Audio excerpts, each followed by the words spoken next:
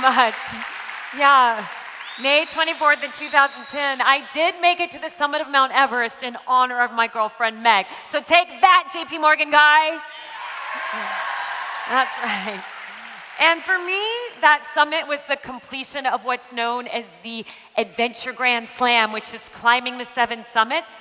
That's the highest peak on every continent. And then skiing to both the North and the South Pole. I think there's a couple dozen people in the world now who've completed the Adventure Grand Slam, but at the time, there were only a couple of us. So that photo was on the front page of the New York Times sports section. So people would see that picture and ask me, what was that like? What was it like to go back to that mountain 8 years later after everything you had been through, fight your way through the storm, and finally stand on top of the highest mountain in the world? And I can honestly tell you, it just wasn't that big of a deal. It wasn't, because think about it for a second. Let's keep this in perspective, shall we? This is a pile of rock and ice. Standing on top of a pile of rock and ice doesn't change the world.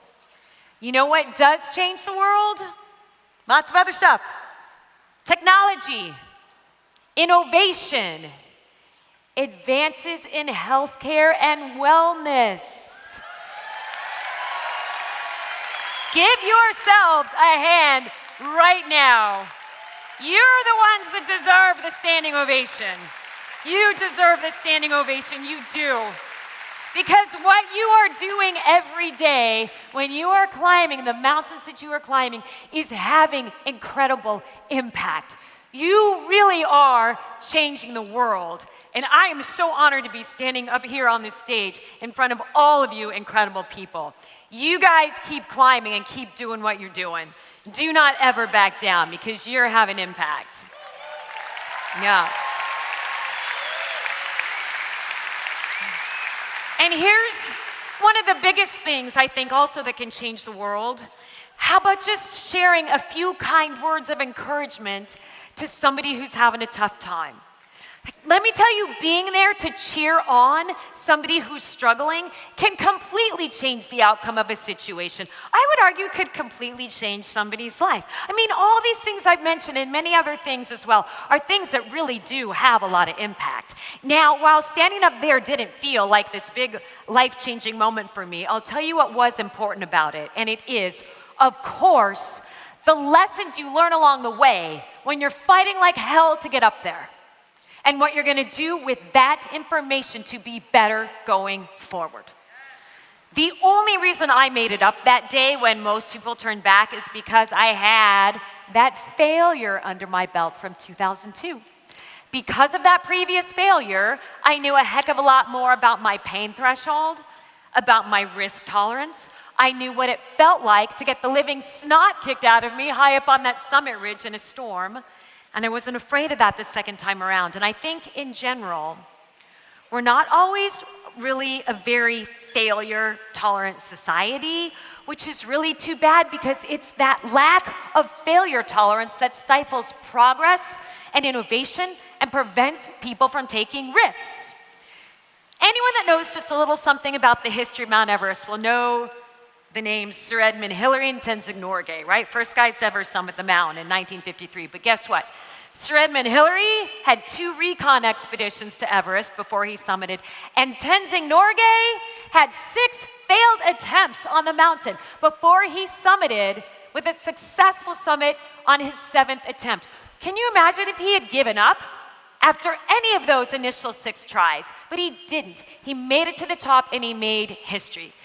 Do not ever give up after your failures, right? We just learn from them and we're better going forward. And you never know who's going to be following in your footsteps, who will go on to achieve incredible things because of your past experience, even if you didn't have the exact outcome that you wanted at the time. And the most important thing I need to tell you about that photo is that it's actually very misleading, because this is photoshopped. No, just kidding, it's not. It's not photoshopped. It's not photoshopped, I promise. No, it's a real photo, I promise it's a real photo. But it is misleading, because while you do see me on the summit of Mount Everest, let me tell you what you don't see. You don't see the financial sponsors that funded my trip, the logistics providers that got our permits in order, the amazing team of Sherpas who helped us ferry loads up and down the mountain. You don't see the guides that gave us direction along the way. A lot of people had a hand in that. And you may not see them in the photo there, but what you have to remember is that nobody gets to the top of this mountain by themselves. Nobody does.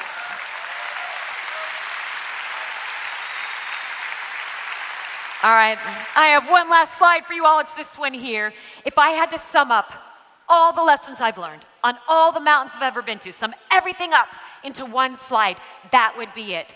That triangular shadow that you see, that is the shadow of the summit of Mount Everest. And we snapped that photo shortly before we started to descend during our failed summit bid in 2002. That image, that shadow, pretty much permanently ingrained in my brain, because for me, this is a reminder that sometimes things are gonna go your way, sometimes things are not gonna go your way. That is part of climbing mountains, that's certainly part of your business, it's just part of life. But you have to be willing to get out there and push yourself on these peaks day after day, even when it feels uncomfortable. And you have got to be able to weather the storms if you're ever gonna have an opportunity to enjoy this kind of view. And I think my biggest takeaway from the entire experience, which I hope will be one of your takeaways as well, is that you don't have to be the best, fastest, strongest climber out there on the trails every day. You just have to be absolutely relentless about putting one foot in front of the other. And that is how you get to the top of a mountain. Thank you so much for the opportunity to be here with you today. Aw, thank you.